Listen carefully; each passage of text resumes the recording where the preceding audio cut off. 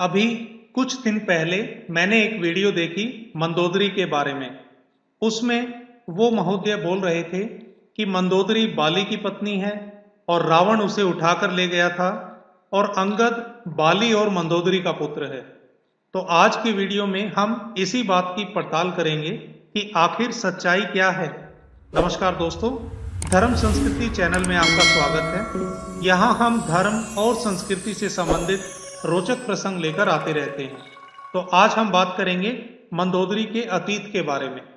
जैसा कि हम सब जानते हैं कि मंदोदरी उन 5 दिव्य जन्मा कन्याओं में आती हैं जिन्हें चिर यौवना का वरदान मिला है और महादेव के शाप के कारण मधुरा नाम की अप्सरा अर्थात मंदोदरी उसको मेंढकी का जन्म लेना पड़ा था।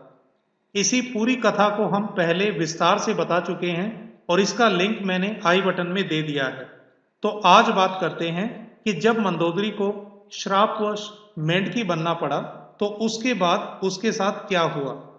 इसका सोर्स हमने लिया है पंडित मांगेराम और पंडित लक्ष्मीचंद की पूरे भारत में विख्यात हरियाणवी लोकगीत अर्थात रागनियों से। वो लोकगीत जो हमारे बाप दादाओं के समय से चले आ रहे हैं और इन्हीं लोकगीतों में से एक गीत है ये।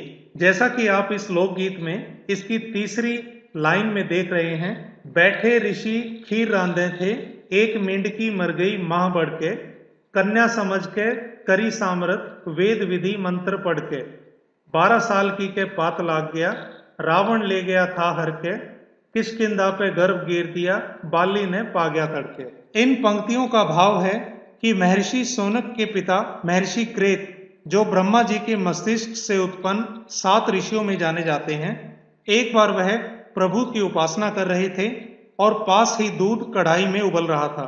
उसी समय एक चील आकाश में एक सर्प को लेकर जा रही थी और सर्प फिसलने में सफल हो गया, लेकिन वह चील के चंगुल से निकलकर खोलते कढ़ाई में जा गिरा। यह दृश्य एक मेंढकी देख रही थी। ये वही मेंढकी थी जिसे पार्वती माता ने श्राप दिया था। उसने निश्चय किया कि मैं इस महात्मा को बचाऊंगी, अतः वह उछलती हुई उस कढ़ाई के पास जा पहुंची और ऋषि के आने का इंतजार करने लगी। ऋषि पूजा के बाद जैसे ही लोटे में दूध भरने के लिए तैयार हुए, तभी वह मेंढकी उस दूध में कूद पड़ी। ऋषि को बहुत क्रोध आया और उसने हाथ में जल लेकर जैसे ही उस मेंढकी को श्राप देना चाहा, तभी उनकी नजर कढ़ाई में गिरे हुए काले सर्प पर पड़ी। उन्होंने तुरंत मेंढकी के शरीर को निकाला, धोया और प्यार से उस पर हाथ फेरते हुए रुदन करने लगे। वे बार बार कह रहे थे, मंद उदोधरी, मंद उदोधरी।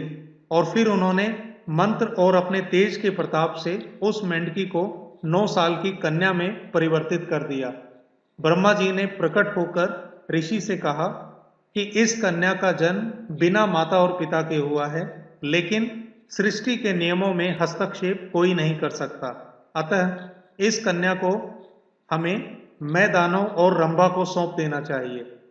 वे दोनों संतान की कामना से महादेव का तप कर रहे हैं। और जब यह कन्या 12 वर्ष की हुई, तब रावण बलपूर्वक उसे उठाकर लंका ले जा रहा था और वह उस समय 7 माह की गर्भवती थी। रास्ते में रावण ने भयंकर गर्जना की, अट्टहास किया और यह सुनने में आता है कि रावण के अट्टहास मात्र से स्त्रियों के गर्भ गिर जाते थे। ऐसा ही मंदोदरी के साथ भी हुआ। उस अट्टहास से मंदोदरी का गर्भ भी गिर गया और चूंकि वे पुष्पक विमान से जा रहे थे तो वह गर्भ किष्किंधा में गिरा और उसी समय किष्किंधा नरेश बाली सुबह स्नान इत्यादि से निवृत्त होकर पूजा के लिए जा रहे थे। उस बच्चे का लालन पालन बाद में बाली और तारा ने किया। तो यहां से एक बात तो साफ है कि अंगद मंदोदरी का पुत्र था और उसकी पालक माता थी तारा। किंतु एक और बात जो आईने की तरह साफ हो गई है वो ये कि अंगद और रावण में कोई रिश्ता नहीं है, ना ही बाली और मंदोदरी के बीच कोई रिश्ता है, जैसा कि पंडित विजय अवस्थी जी ने आदर्श धर्म नाम के अपने चैनल में अपने एक वीडियो में बताया है। और रही बात वाल्मीकि रामायण और रामचरितमानस की, तो ये दोनों ग्रंथ मर्यादा पुरुषोत्तम राम के चरित्र को देखकर लिखे गए हैं। ये राजा राम की छवि को ही चरितार्थ करते हैं और वहां मंदोदरी और उनके पूर्व जन्म को लेकर ज़्यादा कुछ नहीं है।